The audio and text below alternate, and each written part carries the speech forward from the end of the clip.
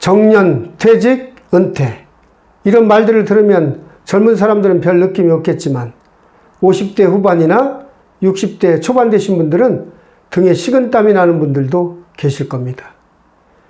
퇴직자들이 겪는 대표적인 감정이 상실감, 불안감, 자신감 하락 뭐 이런 것들이 있다고 얘기들 하시죠. 많은 글과 방송 이런 곳에서 준비 없는 퇴직은 불행한 노년의 시작입니다. 이런 문구들 많이 보셨을 겁니다. 인간이 태어나서 30년 동안은 배우고 준비하는 기간이고 30년 동안은 열심히 일하며 사는 기간이고 나머지 20년, 30년 정도는 노후의 삶을 사는 것이 인생의 큰 사이클이다 이렇게 말씀하시죠. 퇴직을 앞둔 분들이 하시는 말씀이 있습니다. 별로 해놓은 것도 없는데 벌써 퇴직할 때가 되었습니다. 세월이 참 빠른 것 같습니다. 그래서 제가 오늘 이야기의 주제를 정년, 퇴직, 행복한 노후 준비, 하지 말아야 될 것과 꼭 해야 될 일 이런 제목을 한번 붙여봤습니다. 유행과 가사 같지만 인생은 미련과 아쉬움의 연속이다 이런 말씀들 많이 하시죠. 나이 드신 분들이 이런 말씀 하시는 걸 들어보셨을 겁니다. 내가 왜 이렇게 살아왔는지 몰라. 당신들은 이렇게 살지 마라. 내가 다시 산다면 나는 꼭 내가 하고 싶은 일들을 하면서 살아가고 싶어. 이런 말씀들 하시는 거 들어보셨죠. 퇴직을 앞둔 분들은 많이 공감들 하실 겁니다. 퇴직을 앞둔 분들이 퇴직을 하고 나면 나는 앞으로의 삶은 정말 나만의 삶을 한번 살아야 되겠다. 이런 각오들을 많이 하시죠. 그런 삶이 되기 위해서는 하지 말아야 될 것이 몇 가지 있습니다. 그 첫 번째가 바로 자녀들에게 과도한 투자나 사전 증여를 하지 말아야입니다. 사랑은 내리사랑이라고 자식들에게 뭐든지 다 해주고 싶은 게 부모 마음이죠. 그러나 자식도 사람인지라 가정을 이루고 자식을 키우다 보면 부모를 생각하는 마음이 예전과 같지 않을 수 있습니다. 안쓰러운 마음에 많은 것을 자식들한테 도와주고 사전 증여를 해주고 뭐 이러다 보면 자식과 부모 둘 다 불행해질 수 있다는 그런 말씀들을 많이 하십니다. 행복한 노후를 위해서 하지 말아야 될 것 두 번째, 준비 없이 일찍 조기 퇴직하지 말아야입니다.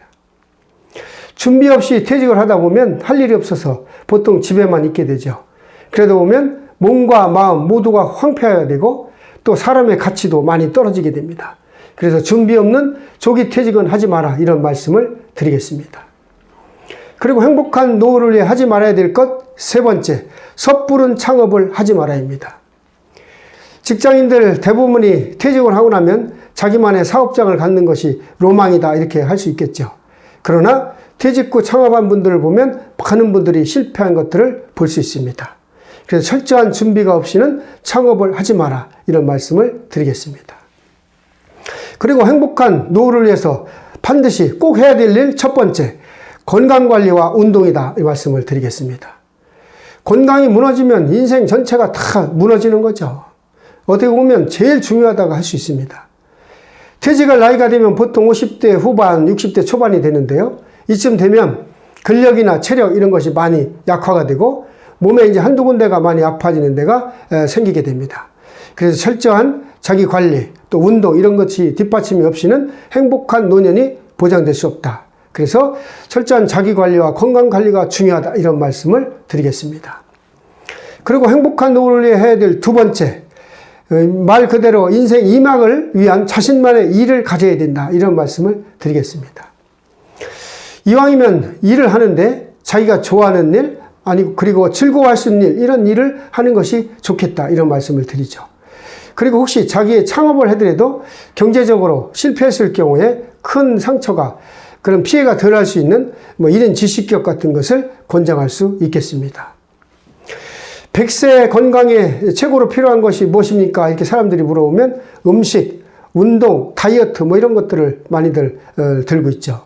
그러나 이런 것들도 중요하지만 이보다도 더 중요한 것이 긍정적인 마음 그리고 일이다 이런 말씀들을 하시는 분들이 있습니다.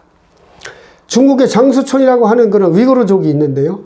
이분들이 100세를 사는 장수의 비결이 무엇입니까? 이렇게 물어봤을 때 우리가 장수하는 비결은 텃밭에서 일하는 것이 장수의 비결입니다. 이렇게 말씀하시는 것을 제가 방송에서 봤습니다. 그래서 노후의 행복한 삶이 되기 위해서는 내가 즐겁게 할 수 있는 그런 일이 꼭 있어야 된다. 이런 말씀을 드리겠습니다. 그리고 행복한 노후가 되기 위한 세 번째 일, 취미나 무슨 배움에 되는 그런 모임을 가져야 된다. 이런 말씀을 드리죠.